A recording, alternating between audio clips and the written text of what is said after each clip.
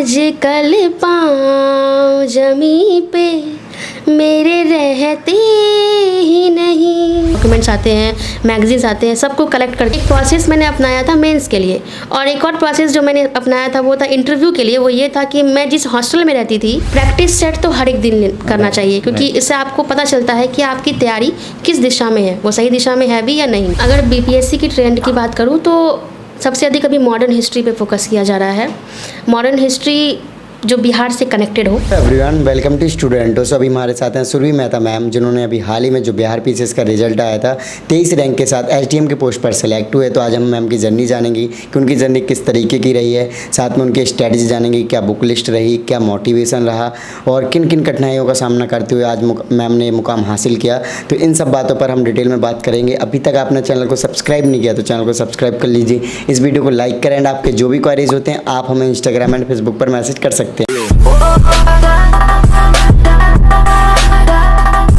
Ma'am, सबसे पहले आप अपना नाम और अपना एजुकेशन बैकग्राउंड बताइए। बिल्कुल, मेरा नाम सुरभि है और मेरा एजुकेशनल बैकग्राउंड मैंने 10th और 12th बिहार से ही किया है, बट मैंने इंजीनियरिंग जयपुर से किया है, VIT campus Jaipur, electronics and communication branch से। ओके, सो मैम आपका फैमिली बैकग्राउंड क्या है? मेरे पिताजी एक आम किसान है और मेरी माताजी जो है वह एक गृहिणी है, हाउसवाइफ हैं। ओके। और मेरे 2 छोटे भाई हैं। ओके, सो मैम आपके प्रिपरेशन की जर्नी की बात की जाए तो कब से स्टार्ट किया था आपने प्रिपरेशन वगैरह करना? प्रिपरेशन की जर्नी मैंने 2018 से शुरू की थी। और मैं बताना चाहूँगी कि मैंने इंजीनियरिंग जब किया था तो मुझे जॉब हो चुकी थी माइक्रोसॉफ्ट कंपनी में, बट मेरी माताजी की इच्छा थी और ये मुझे तब पता चला जब मैं दिवाली के समय पे अपने घर की सफाई कर रही थी। तो उनकी एक डायरी मुझे मिली थी, उसमें उन्होंने लिखी थी अपनी इच्छा कि मैं एक प्रशासनिक अधिकारी बनूं, चूँकि वो बनना चाहती थी। तो मैंने उसी समय सोचा कि मैं तैयारी शुरू करूं 2018 से, और फिर मैंने शुरू किया था। ओके, सो मैम जब आपका रिजल्ट आपने देखा कि आप एसडीएम बन गए, मैम बहुत बड़ी बात हो जाती है एसडीएम बनना, तो मैम उस टाइम के फीलिंग्स क्या थे, आपने किन को कॉल किया था, उनका क्या रिएक्शन था? बिल्कुल, जिस समय ये रिज़ल्ट आया था तो मेरी माताजी वहीं मौजूद थी, तो उनका ये वाक्यांश मुझे याद है। उन्होंने मुझसे कहा था कि आज तुम नहीं मैं एक ऑफिसर बन गई हूँ, आज एक साथ 2 ऑफिसर्स का जन्म हुआ है। जी। ओके। और ये मेरे लिए काफ़ी सबसे बड़ी खुशी की बात यही थी जब उन्होंने मुझसे यह बात कही। ओके, सो मैम कहीं ना कहीं जब महिला कहीं ना कहीं अपने घर में कोई बड़े ऑफिसर बन जाते हैं तो कहीं ना कहीं कई पीढ़ियाँ चेंज हो जाती हैं, तो इसके बारे में आपका?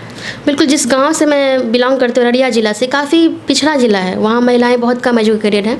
और जब से मेरे आसपास के लोगों को मेरे रिज़ल्ट के बारे में पता चला, एक अजीब तरह की, मतलब कह सकते हैं कि लहर सी चली हुई है महिलाओं के अंदर कि मैं भी कर सकती हूँ, मैं भी सक्षम हूँ, अगर दीदी कर सकती है तो मैं भी कर सकती हूँ। ये काफ़ी पॉजिटिविटी मुझे भी लगता है और उनको भी देख के लगता है कि मैंने सच में उनके लिए भी एक बहुत बड़ा मतलब माइंड सेट क्रिएट किया है। ओके, सो मैम जैसे कि अभी आपने बीपीएससी के थ्रू आप एसडीएम बने, तो मैम क्या आप यूपीएससी की तरफ जाओगे? बिल्कुल बिल्कुल, मैं तैयारी करूंगी यूपीएससी की। मैंने आज तक तो कभी तैयारी की नहीं, बट मैं तैयारी करूंगी। अब मुझे भी लग रहा है कि मैं एक नेक्स्ट जर्नी के लिए तैयार हो चुकी हूँ। एक जगह सेटल्ड होने के बाद अब मैं यूपीएससी के लिए बढ़ना चाहूँगी आगे। Okay, so ma'am most of the students क्या करते हैं, वो यूपीएससी की तैयारी पहले करते हैं फिर स्टेट पीसीएस में जाते हैं, लेकिन मैम आप पहले स्टेट पीसीएस में गए, तो ये कैसे मैम आपने? मैम सॉरी सर, मैं ये कहना चाहती हूँ कि एक तरह से एक जर्नी होती है। जैसे आपने स्टेट पीसीएस को क्रैक कर लिया तो फिर आपको एक आइडिया मिल जाता है कि आगे आपको अब किस डायरेक्शन में आगे बढ़ना है। और अगर यूपीएससी करके बीपीएससी में भी अगर आप आ रहे हो या किसी भी स्टेट पी, तो फिर उससे भी कुछ दिक्कत नहीं है। मतलब जिस भी डायरेक्शन में आप बढ़ो, बस आपकी जर्नी बहुत ही मजबूत होनी चाहिए और आपका जो माइंडसेट काफ़ी स्ट्रांग होना चाहिए। ओके, सो मैम आपके अकॉर्डिंग स्टूडेंट्स को क्या करना चाहिए कि जो फ्रेशर हैं तो उनको पहले मतलब डायरेक्ट यूपीएससी में जाना चाहिए फिर स्टेट पीसीएस जैसे आपने किया वैसे? जिस भी तरीके से बढ़िए, बस ये होना चाहिए कि आप सही तरीके से मेहनत करें, आपका जो मोटिव है वो क्लियर होना चाहिए। ऐसा नहीं कि यूपीएससी की तैयारी करने के चक्कर में बीपीएससी छूट गया, बीपीएससी के चक्कर में यूपीएससी। जिस भी चीज़ की आप तैयारी कर रहे हैं पहले उस गोल को सेट करके उसको पूरा कीजिए, उसके बाद आप नेक्स्ट स्टेप पे बढ़ सकते हैं, ये ज़्यादा अच्छा रहेगा। Right ma'am. ओके मैम, सो आपका इंजीनियरिंग बैकग्राउंड रहा जैसे आपने बताया, तो जब मैम आप 2018 में सिविल सर्विसेज की प्रिपरेशन में आए तो मैम कहाँ से सोचा ऐसा कि हमें ये तैयारी करनी चाहिए, क्योंकि डिफरेंट बैकग्राउंड हो जाता है एकदम, और फिर कलेक्ट यानी कि जो सोर्सेज वगैरह वो कैसे कलेक्ट किया आपने? बिल्कुल, मैं ये कहना चाहूँगी कि जो मेरा बैकग्राउंड था वो साइंस बैकग्राउंड था, और जब हम पीसीएस की तैयारी करते हैं तो उस केस में हमें आर्ट्स की भी तैयारी करनी होती है, तो ये काफ़ी डिफ़िकल्ट था मेरे लिए। और एक डिफ़िकल्टी और थी कि मैं थ्रू आउट एक इंग्लिश मीडियम प्रोडक्ट थी, और चूँकि मैंने आपको बताया भी कि इकोनॉमिक कंडीशन उतनी अच्छी थी भी नहीं, तो मैं कहीं दिल्ली या पटना वगैरह मूव ऑन नहीं कर सकती थी। तो मैं भागलपुर में स्थित होकर वहीं पर मैंने जो मेरे अवेलेबल नोट्स थे, हिंदी अवेलेबल नोट्स थे, और कुछ यूट्यूब के माध्यम से भी, और कुछ जो भी जर्नल्स आते हैं या डॉक्यूमेंट्स आते हैं, मैगजीन्स आते हैं, सबको कलेक्ट करके मैंने जो है, और जो नोट्स थे मुझे मिले थे मेरे इंस्टीट्यूट से, कॉस्मोस इंस्टीट्यूट से, उसको मैंने कन्वर्ट किया था खुद से ही हिंदी टू इंग्लिश में, डिक्शनरी वगैरह लेके मैं कन्वर्ट किया करती थी। तो इस तरीके से मैंने उसको कन्वर्ट किया और फिर मैंने उसकी थॉरो स्टडी की। ओके। ये एक प्रोसेस मैंने अपनाया था मेंस के लिए।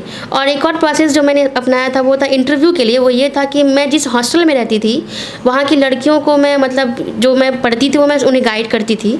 तो उससे मुझे यह फ़ायदा हुआ कि जब इंटरव्यू का समय आया तो मेरे अंदर एक कॉन्फिडेंस पहले से प्री बिल्ड था, क्योंकि पढ़ाने से वो मुझसे सवाल पूछती थी, मैं उनका जवाब देती थी। तो एक कंसेप्ट जो मेरा क्लियर नहीं था वो उनका भी क्लियर होता था, मेरा भी क्लियर हो जाया करता था जी। तो ये एक सेकंड प्रोसेस मैंने अपनाया था। ओके। सो मैम, अगर हम बात करें आपके ऑप्शनल की, तो ऑप्शनल क्या था और उसकी तैयारी आपने कैसे की?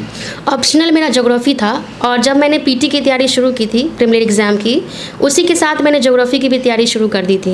यूजुअली पेपर 1, पेपर 2 और ज्योग्राफी 3 सब्जेक्ट्स होते हैं जो देना होता है आपको पीसीएस में, मेंस पेपर में।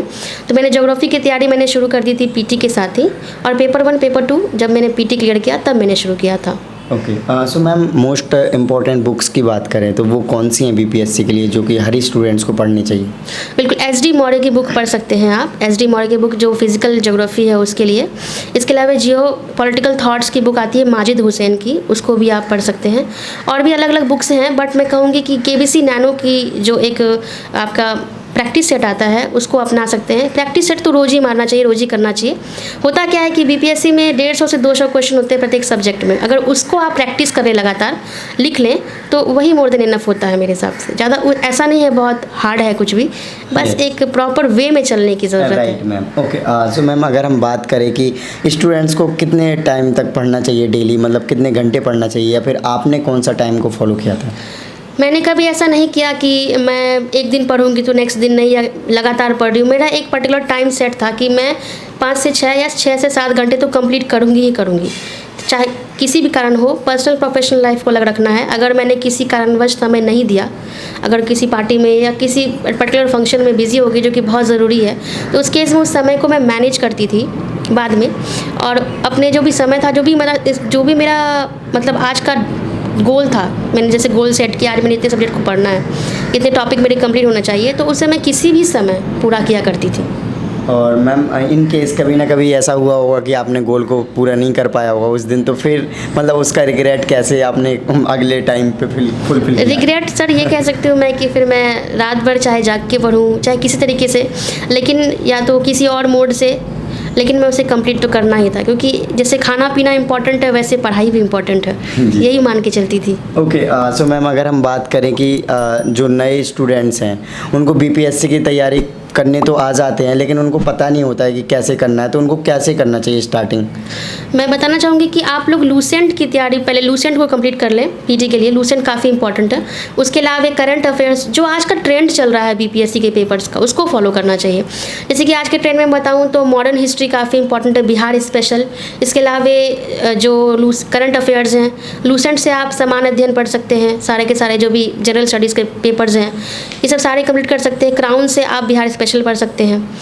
इन सब पे फोकस करना चाहिए, और प्रैक्टिस सेट तो हर एक दिन करना चाहिए, क्योंकि इससे आपको पता चलता है कि आपकी तैयारी किस दिशा में है, वो सही दिशा में है भी या नहीं। राइट जी। ओके। सो मैम, आपको क्या लगता है कि आंसर राइटिंग कितनी ज़्यादा इम्पोर्टेंट है फाइनल सिलेक्शन के लिए? Answer writing is most important thing, क्योंकि आंसर वहाँ जो बैठे रहते हैं हमारे पेपर को चेक करने के लिए, जो भी पीपल हैं, वो काफ़ी ज़्यादा ही कह सकते हैं एक्सपीरियंस्ड होते हैं। वो जान रहे होते हैं कि आप क्या सोच रहे हैं। आपको इस तरीके से अपने आप को वहाँ पे, क्योंकि आपका फेस तो वो जान नहीं रहा, आप कितना जानते हो वो तो पता नहीं। जो आपने पेपर पे लिखा वही आपकी ज्ञान की वहाँ पे मतलब एक सबूत है कि आपने यही लिखा, आप यही जानते हो। तो आपको बहुत ज़्यादा एक तरह से फोकस होना चाहिए कि आप क्या लिख रहे हो। जो भी इंपॉर्टेंट पॉइंट्स हैं, करंट अफेयर्स हैं, या जो योजनाएं चल रही हैं मॉडर्न बिहार गवर्नमेंट की, या जो भी आपके इकोनॉमिक सर्वेज हैं, उनको इन्वॉल्व अवश्य करना चाहिए अपने आंसर्स में, ताकि पता चले कि आप एंशिएंट इवेंट्स को मॉडर्न इवेंट्स के साथ जोड़ रहे हैं और आपको पता है कि करंट में क्या चल रहा है। ये बहुत ज़रूरी है वहाँ पे इंटरप्रेट करना, दिखाना। ओके, सो मैम जो स्टूडेंट 67th BPSC की तैयारी करना चाह रहे हैं, तो आपके अकॉर्डिंग उनको कितने क्वेश्चंस की प्रैक्टिस करनी चाहिए अप्रॉक्स हर एक सब्जेक्ट से? हर दिन तो तैयारी करनी चाहिए, हर दिन कम से कम एक सेट तो करना ही चाहिए। 150 क्वेश्चन का सेट होता है, वो तो करना ही चाहिए। धीरे धीरे आपको पता भी नहीं लगेगा कि आपने कितने सारे क्वेश्चंस को कर लिए, क्योंकि जब आप अभी से शुरू करेंगे 67 BPSC आते आते बच्चे ऐसा करते हैं कि शुरुआत में तैयारी नहीं करते हैं, शुरुआत में जो है प्रैक्टिस सेट वगैरह अंतिम के लिए रख देते हैं। मैं यही कहना चाहूँगी कि प्रैक्टिस सेट हमेशा शुरू से ही लोगों को प्रैक्टिस करना चाहिए, चाहे आपका एक सब्जेक्ट ही कंप्लीट क्यों ना हुआ हो, फिर भी, ताकि आप नेक्स्ट सब्जेक्ट जब पढ़ें तो आपको पहले से पता हो कि मैंने क्वेश्चन किस डिपार्टमेंट, किस विभाग से ज़्यादा पढ़ा था। जैसे कि अगर मैं आपको एग्जांपल दूँ पॉलिटिकल साइंस का, जैसे आपने सुप्रीम कोर्ट से कुछ पढ़ा, तो हो सकता है इस बार आपने सुप्रीम कोर्ट का एक सवाल पढ़ा, नेक्स्ट टाइम कुछ और पार्ट से आ सकता है, तो उसको तैयारी करनी बहुत ज़रूरी है एक एक टॉपिक को। ओके, सो मैम अगर हम बात करें करंट अफेयर्स की, तो करंट अफेयर्स की कितनी ज़्यादा इंपॉर्टेंस है, और स्पेशली अगर BPSC में देखा जाए तो कौन से टॉपिक से ज़्यादातर करंट अफेयर्स के क्वेश्चंस पूछे जाते हैं? करंट अफेयर्स मैं बता दूं, अगर एक 150 क्वेश्चन है तो उसमें से 40 क्वेश्चन तो मिनिमम आजकल करंट अफेयर्स से पूछा ही जा रहा है। तो इसके लिए इसको 2 सेक्शन में तैयारी करें करंट अफेयर्स को। एक तो बिहार लेवल पे तैयारी करें और एक इंडिया लेवल पे तैयारी करें। बिहार लेवल पे तैयारी करने के लिए भी बहुत सारे बुक्स अवेलेबल हैं, उसमें भी इकोनॉमिक सर्वे से तो एक सवाल रहता ही है।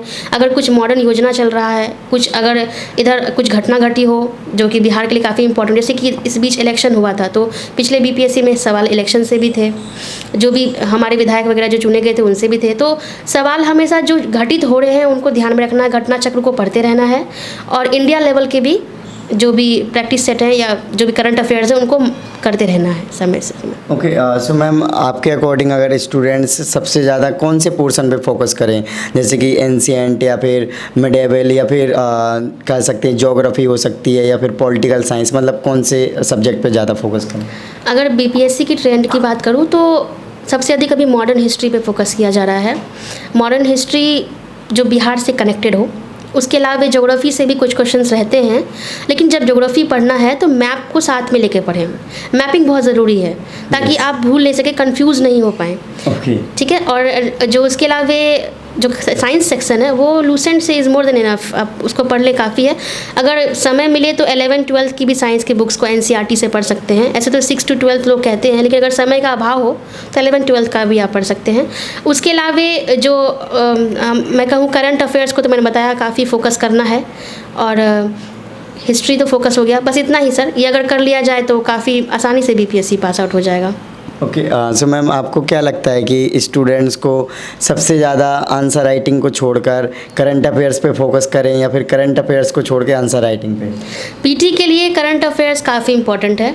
अगर मेंस की बात करूँ तो आंसर राइटिंग पे काफ़ी फोकस करें। दोनों का अलग अलग ट्रेंड है, PT के लिए करंट अफेयर्स और मेंस के लिए आंसर राइटिंग। ओके जी। सो मैम अगर देखा जाए जैसे कि स्टूडेंट्स क्या कहते हैं जो विकल्प वाले क्वेश्चंस करते हैं, तो उसमें मैम कभी कभी क्या होता है 2 ऑप्शंस ही हमारे पास होते हैं कि हमको 2 में से एक सही होगा, तो उस टाइम पे स्टूडेंट्स को क्या करना चाहिए?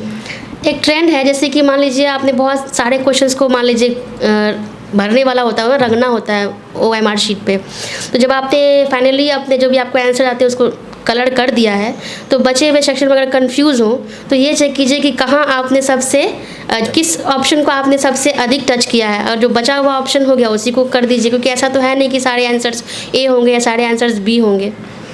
तो जो आपने नहीं, जो आपके आंसर में सबसे कम हो, कन्फ्यूजन लगे, तो जैसे B और C में कन्फ्यूजन है, आपने B बहुत सारे आंसर्स पहले से टिक कर दिए, तो C को कर दीजिए उस केस में अगर कन्फ्यूजन हो तो। ओके, सो मैम देखा जाए तो आजकल स्टूडेंट डिप्रेशन वगैरह का भी काफ़ी फेस करते हैं, तो मैम उनको डिप्रेशन वगैरह से दूर रहने के लिए, अपनी स्टडी को प्रोडक्टिव बनाने के लिए क्या करना चाहिए? डिप्रेशन देखिए सर बहुत ही बुरी चीज़ है, हर एक चीज़ का पॉजिटिव और नेगेटिव पक्ष होता है, तो डिप्रेशन में नहीं जाना है, निरंतर मेहनत करते रहना है। जो भी लोग आपको पॉजिटिव पॉजिटिविटी दें। आप उन्हीं के साथ बैठ के बात कीजिए, क्योंकि समाज में 2 तरह के लोग मौजूद हैं, जो आपको एक नेगेटिव भी करेंगे, एक पॉजिटिव भी करेंगे। जिनसे आपको पॉजिटिविटी मिले आप उनसे बात कीजिए, अलग अलग तरीके से पढ़िए। ज़रूरी नहीं कि सिर्फ किताब लेके 24 आवर पढ़ते रहना, न्यूज़ से भी पढ़ सकते हैं, मोबाइल से भी, किसी के साथ डिस्कस करके भी पढ़ सकते हैं, किसी को पढ़ा के भी पढ़ सकते हैं, घूमते फिरते कहीं पे भी न्यूज़ फीड देख के भी पढ़ सकते हैं। तो अलग अलग मोड्स होने से क्या होता है कि व्यक्ति कभी भी एक तरह से बोर नहीं होता पढ़ाई से। यस, हंसते खेलते पढ़ाई भी हो जाती है। Okay ma'am. जी। ओके, सो मैम आपके हॉबीज़ की बात करें तो हॉबीज़ क्या है मैम? मेरी हॉबीज़ किचन गार्डनिंग और सिंगिंग है। ओके, सो मैम सिंगिंग से अगर बात करें तो 4 लाइन मैम अगर कोई आपको गाना फेवरेट है। आज कल पाँव जमी पे मेरे रहते ही नहीं, बोलो देखा है क्या तुमने मुझे उड़ते हुए। बस। ओके, सो मैम अभी मैं आपके घर पे आया था तो देखा काफ़ी अच्छे आपने गार्डनिंग कर रखी है। तो मैम कौन से प्लांट्स स्टूडेंट्स को अपने रूम में या फिर इंडोर प्लांट्स बोलें या फिर जो पॉजिटिव वाइब देते हो तो उनके बारे में मैम? बहुत सारे ऐसे प्लांट्स हैं, जैसे कि मैं अगर बताऊं तो जैसे मनी प्लांट मेरा सबसे फेवरेट प्लांट है, क्योंकि उसके लिए मुझे काफ़ी ज़्यादा मेहनत नहीं करनी पड़ती। जी, तो वो तो मैं हमेशा अपने आसपास लगा के रखती हूँ। और बहुत सारे जो भी फ्लावर्स हैं एक पॉजिटिविटी देती है आपको, जो भी प्लांट्स हैं आप उसके केयर करने से आपके अंदर एक केयरिंग जो होती है कि एक भावना जगती है कि प्लांट्स की केयर करने वो सूख न जाए। और ऐसा होता है कि कभी आप नेगेटिव एस्पेक्ट में हो, कभी आपको ऐसा लगे कि आप अगर वहाँ जाके बैठोगे तो आपको काफ़ी फ्रेशनेस महसूस होगी। जी, तो मुझे काफ़ी अच्छा लगता है gardening. Okay, so ma'am last में कोई ऐसा क्वेश्चन या कोई ऐसी बात जो मैंने आपसे ना पूछी हो आप शेयर करना चाहते हो? मैं हमेशा बच्चों से यही कहना चाहूँगी कि मेहनत करते रहना है, मैदान में टिके रहना ज़रूरी है। अगर आप मेहनत नहीं करते, अगर आप हार गए तो कोई बात नहीं, अगली बार ये तो नहीं रहेगा कि मैंने ट्राई नहीं किया। Right ma'am. ट्राई करते रहना चाहिए जीवन में, हमेशा आगे बढ़ते रहना चाहिए। अगर ट्राई नहीं करेंगे तो हमेशा एक अभाव सा रह जाएगा आपके जीवन में कि मैंने इस चीज़ को डर से टच नहीं किया या हार रही थी। तो विजय पाना सीखिए किसी भी तरीके से, बस मुझे विजय प्राप्ति चाहिए उस चीज़ के ऊपर, और बहुत फोकस्ड होकर मेहनत करना है। Okay, so thank you so much ma'am for your lovely message. So I hope guys आप मैम की जर्नी जानकर काफ़ी मोटिवेट हुए होंगे और शायद अपनी स्टडी में काफ़ी इजाफा भी पा सकते हो इनकी बातों को जानकर। सो अभी तक आपने चैनल को सब्सक्राइब नहीं किया तो चैनल को सब्सक्राइब कर लीजिए, इस वीडियो को लाइक करें, एंड आपके जो भी क्वारीज होते हैं आप हमें इंस्टाग्राम एंड फेसबुक पर मैसेज कर सकते हैं। इन सभी के लिंक वीडियो के डिस्क्रिप्शन में। जय हिंद।